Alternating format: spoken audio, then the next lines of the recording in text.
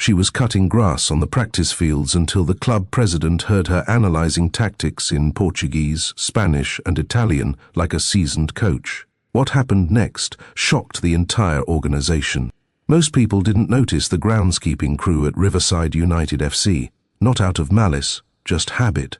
They came in before dawn, mowing fields, painting lines, setting up equipment, blending into the background like stadium music. It was Tuesday morning at the club's training facility in Austin, Texas, and the complex buzzed with cleats clicking.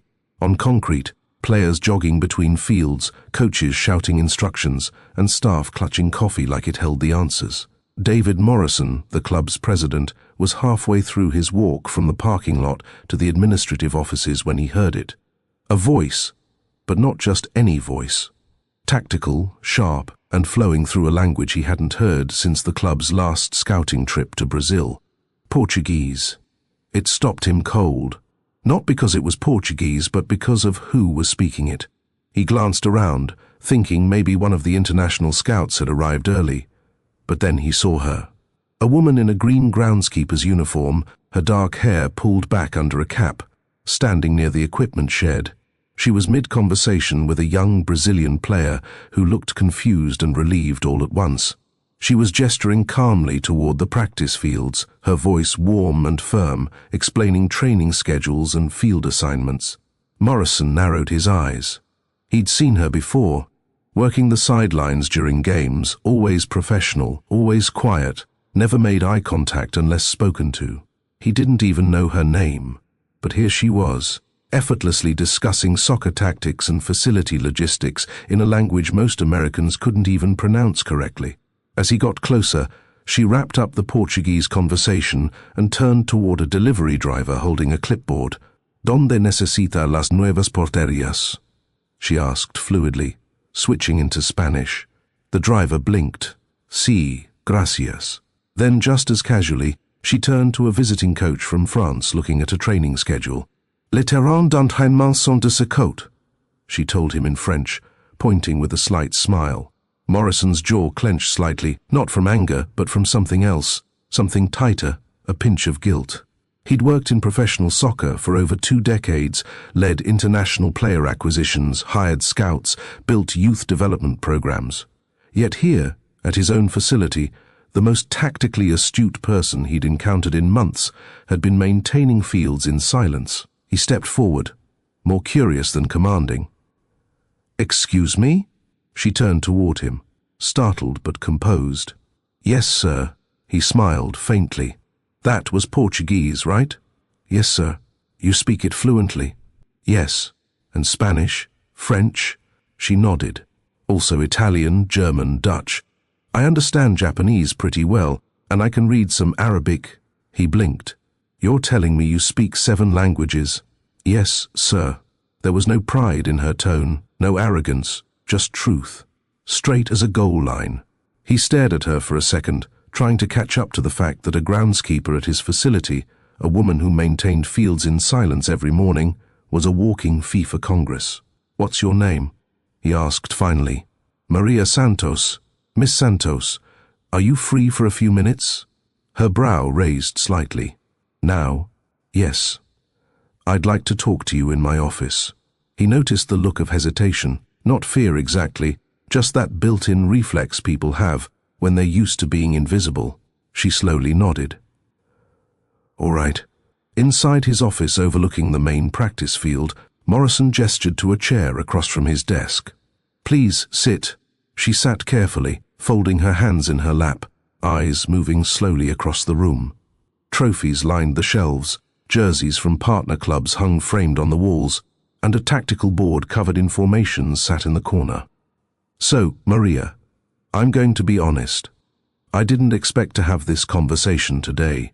She gave a small nod, her posture still. "But I just heard you speak 3 languages like you, were switching between radio stations. And I need to understand, how does someone like you end up working here maintaining fields?" For a second, she didn't answer. Her eyes flicked toward the window overlooking the practice fields, then back to him. "You got time for the truth? I wouldn't have asked otherwise." She sighed. "All right then." She rubbed her palms together, as if warming up the words. I was born in El Paso, Texas. My parents immigrated from Mexico when I was 5. My dad worked construction, my mom cleaned offices. They didn't have much, but they pushed education like it was sacred. She paused. I got a scholarship to UT Austin, studied sports management and kinesiology, was working on my master's thesis about tactical evolution in women's soccer when my mom got sick. Cancer.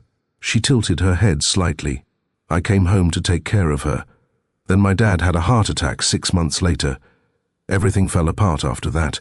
She rubbed her hands together. I had my daughter, no money, no partner who stuck around.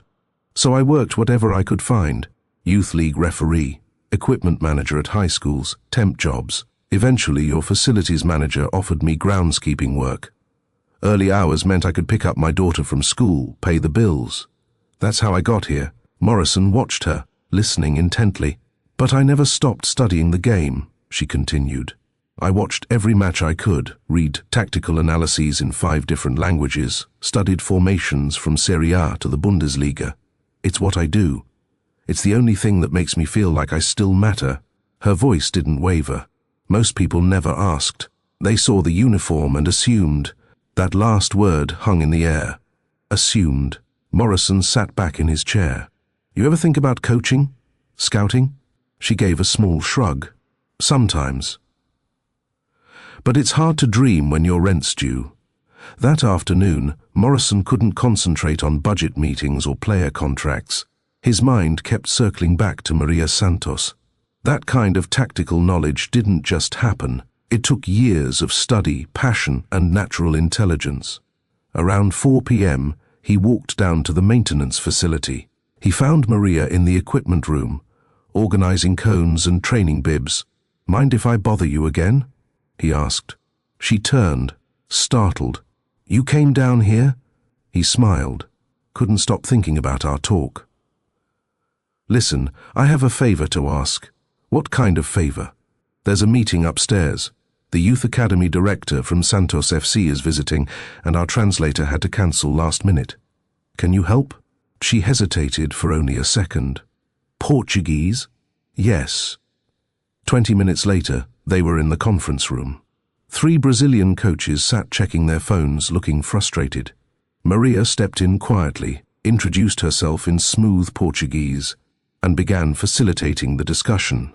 Morrison watched as the entire room transformed. Shoulders relaxed, notebooks came out, animated tactical discussions began flowing. She wasn't just translating, she was interpreting complex football concepts, bridging cultural approaches to youth development. When one of the visitors sketched a formation on the whiteboard, Maria suggested a variation in Portuguese that had them all leaning forward, nodding enthusiastically. After an hour, the lead coach turned to Morrison and said in English, "She understands football better than most professionals we work with. Where did you find her?" Morrison looked at Maria, who was already stacking empty water bottles. Right here. That evening, Morrison made a decision that would change everything. He called Maria into his office the next morning. "I want to create a new position," he said. "Director of International Relations and Tactical Analysis. Someone who can scout international talent, communicate with foreign coaches, analyze tactical trends from global leagues." Her mouth fell open. "Are you serious?" "Dead serious. You're more qualified than anyone we could hire. I don't have coaching licenses. You have something better. Game intelligence, cultural understanding, and the ability to see talent others miss." She stared at him. "Why me?" "Because yesterday I watched you facilitate a tactical discussion in Portuguese about youth development philosophies, and you contributed insights that impressed coaches from one of Brazil's top academies. Within a month, Maria Santos had an office overlooking the practice fields she used to maintain. Her first assignment, evaluate international prospects for the club's youth academy. Her second, develop a cultural integration program for foreign players. She found hidden gems, a Senegalese striker playing in a German 4th division, a Colombian midfielder overlooked by major clubs, a Japanese defender with unique tactical awareness. Her scouting reports, written in the original language when needed, were more detailed and culturally nuanced than anything the club had seen. But the real breakthrough came when she started working with the club's international players. She spoke to them in their native languages, understood their backgrounds, helped them adapt not just to American soccer, but to American life. The team's performance improved, chemistry strengthened. Young international players who had struggled with communication and cultural barriers suddenly flourished. 6 months later, Maria was invited to speak at the National Soccer Coaches Association conference. She stood before hundreds of coaches, scouts, and executives. "I was never just a groundskeeper," she told the crowd. "I was studying, I was analyzing, I was ready. But nobody looked past the uniform to see what I could contribute." She paused, looking out at the audience. The next time you see someone maintaining your fields, working in your equipment room, or serving food in your cafeteria, ask yourself, what might you be missing? Talent doesn't announce itself with credentials. Sometimes it comes wearing work boots and a name tag. The standing ovation lasted 3 minutes. Today, Maria Santos leads Riverside United's International Development Program. The club has become known for discovering overlooked talent and developing players others missed. The academy she helped design has produced 3 MLS draft picks and 2 youth national team players. But perhaps more importantly, she created the Hidden Talent Initiative, a program that looks for football knowledge and passion in unexpected places. Equipment managers who played professionally in their home countries, maintenance staff who coached youth teams, kitchen workers who were former semi-professionals. The program has discovered coaches, scouts, and analysts throughout the organization, because Maria learned that brilliance doesn't always come in a suit and tie.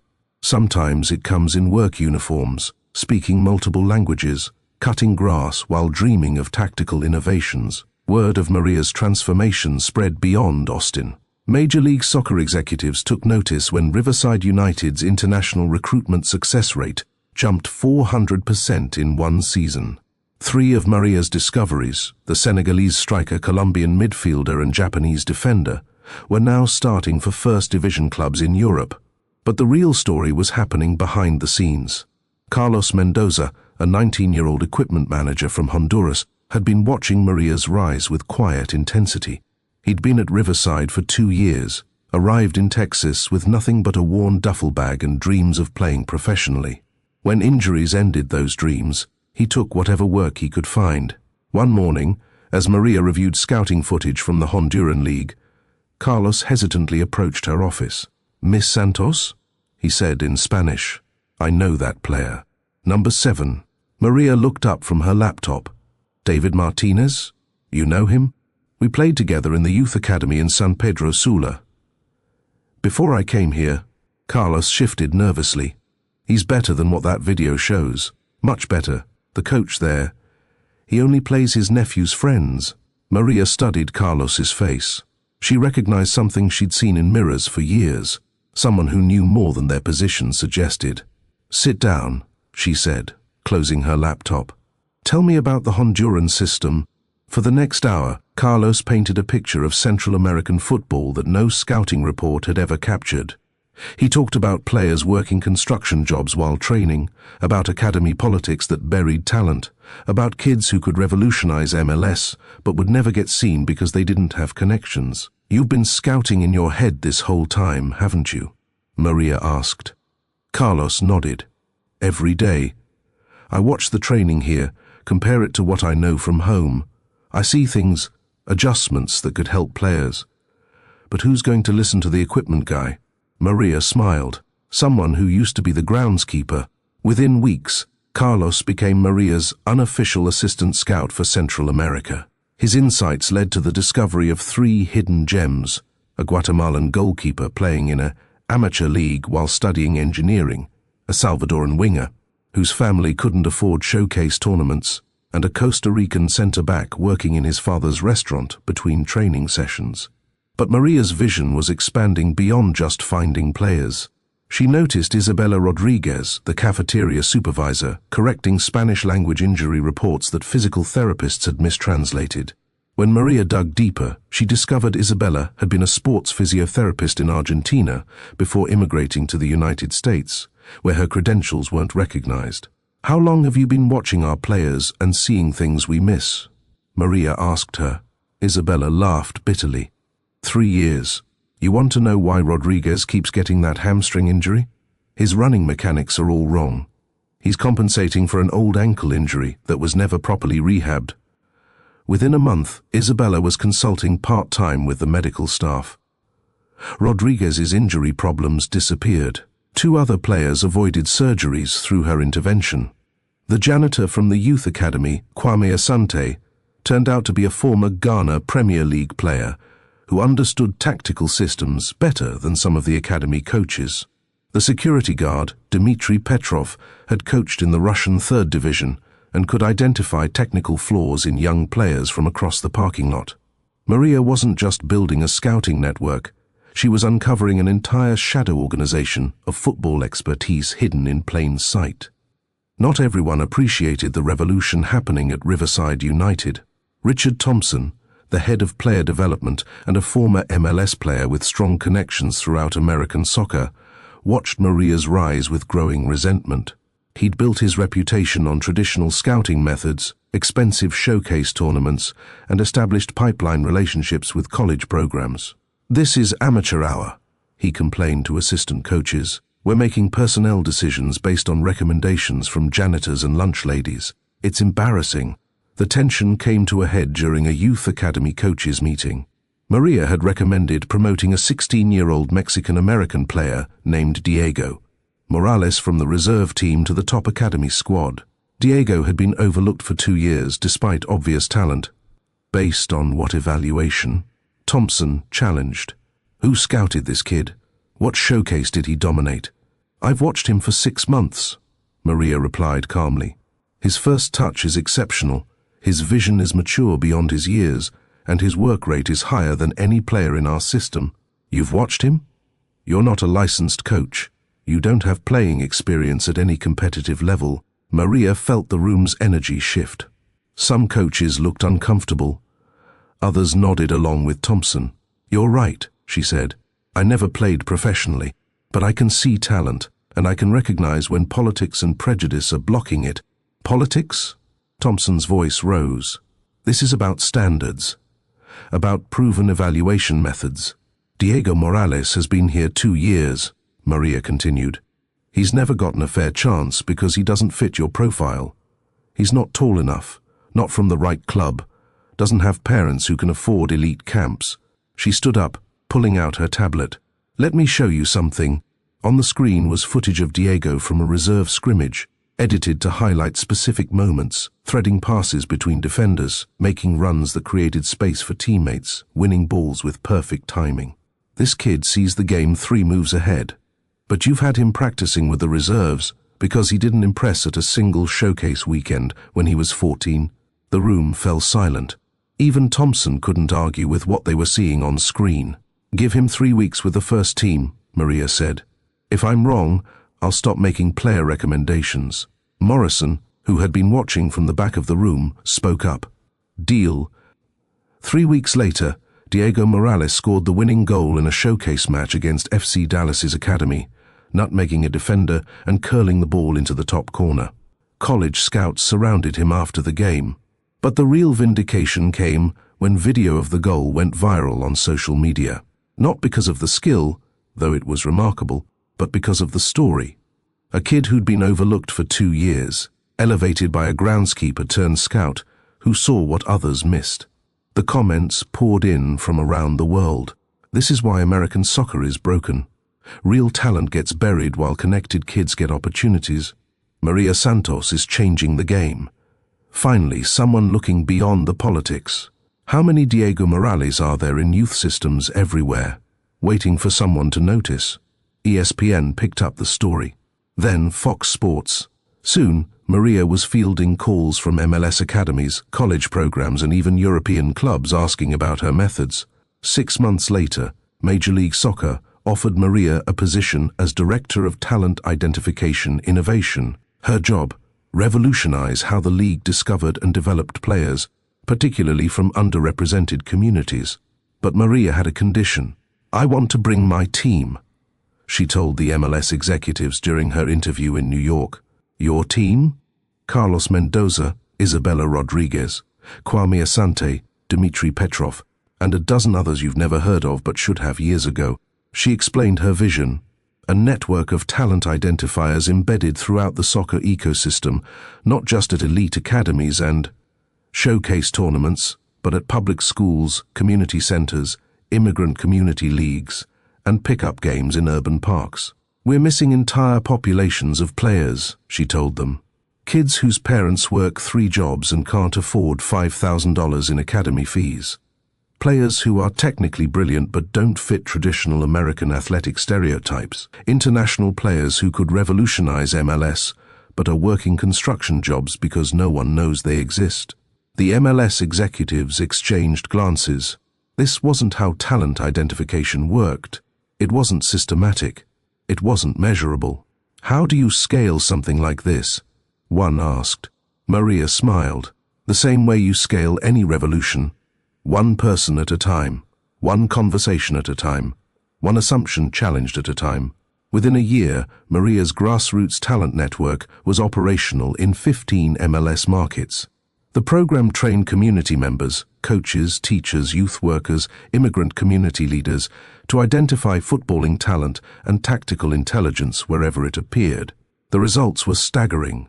A 15-year-old Somali refugee in Minneapolis, discovered playing futsal at a community center, became the youngest player ever signed to an MLS academy. A 17-year-old girl from East Los Angeles, recommended by her high school custodian who'd coached women's football in El Salvador, earned a full scholarship to Stanford. A 20-year-old undocumented player from Guatemala working in restaurant kitchens while playing in amateur leagues caught the attention of scouts through the network and eventually earned legal status through the International Talent Visa program. But perhaps the most important discovery was philosophical. American soccer had been looking for talent in all the wrong places. Success brought scrutiny. Traditional youth development advocates argued that Maria's methods undermined established pathways and coaching education standards. You can't just pluck players from pickup games and expect them to compete at the highest levels, argued Dr. Michael Foster, a youth development consultant who worked with several MLS academies. There's a reason we have structured development systems. The criticism intensified when several players Maria had recommended struggled in their first professional opportunities. A Honduran midfielder couldn't adapt to the physical demands of MLS. A Mexican striker's technical skills didn't translate to the faster pace of American soccer. See? Thompson, now working for a rival MLS club, told reporters. This is what happens when you prioritize feel-good stories over proper evaluation. Maria faced her first real crisis of confidence. Maybe her critics were right. Maybe good intentions weren't enough.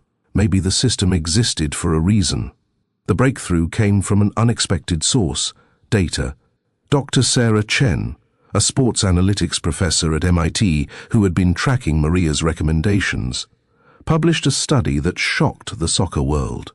Players identified through the grassroots talent network showed measurably higher rates of improvement, better injury resistance, and stronger psychological resilience than players from traditional development pathways. When you discover players who've already overcome significant obstacles just to play, Chen explained, you're selecting for mental toughness and intrinsic motivation that can't be taught.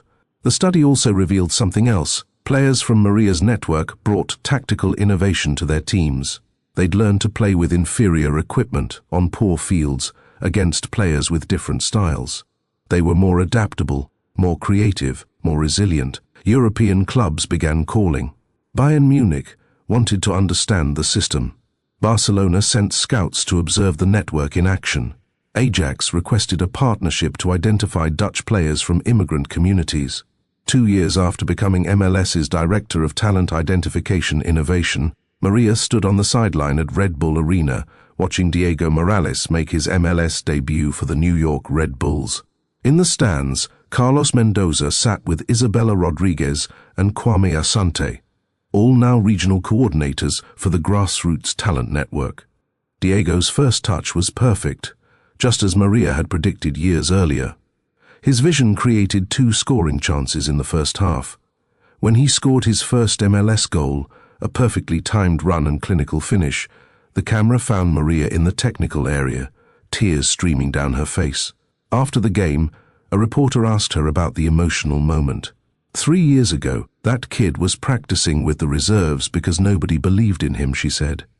Tonight, he scored his first professional goal in front of 25,000 people. But more importantly, he represents everyone who's been overlooked, everyone who's been told they don't fit the profile. She paused, looking back toward the field where Diego was exchanging jerseys with opponents. He's not just playing for himself. He's playing for every groundskeeper, every equipment manager, every immigrant parent who sees their child's dreams in his success. Today, the Grassroots Talent Network operates in 50 cities across North America. It has identified over 200 professional players, including 15 who have represented their national teams. But the numbers only tell part of the story. The real impact is cultural. American soccer is finally beginning to look like America, diverse in background, creative in style, resilient in spirit. Youth academies now actively recruit from community programs. College scouts visit pickup games. Professional clubs employ talent identifiers who speak Somali, Arabic, and Quechua. Maria Santos was recently named to Time magazine's list of the 100 most influential people. The citation read, "Santos didn't just discover overlooked players. She revealed an entire overlooked system of talent identification that is revolutionizing American soccer. But ask Maria about her proudest moment, and she'll tell you about a recent email from a janitor at a youth soccer complex in Phoenix. He'd noticed a 13-year-old girl from Yemen whose technical skills stood out during pickup games after her brother's practices. Through the network, she's now training with the regional youth national team. That's the point," Maria says. "It was never about me. It was about creating a system where everyone's eyes matter, where everyone's voice counts, where talent gets recognized no matter what uniform it's wearing. The beautiful game belongs to everyone. Talent speaks every language, comes from every background, and dreams in every accent. The only question is, are we listening?" Sometimes the next great player, coach, or innovator is already in your building. They might be cutting grass, serving food, or cleaning equipment. But they're also watching, learning, and waiting for someone to see what they see, to value what they know, to believe in what they can become. The revolution in soccer isn't happening in boardrooms or training centers.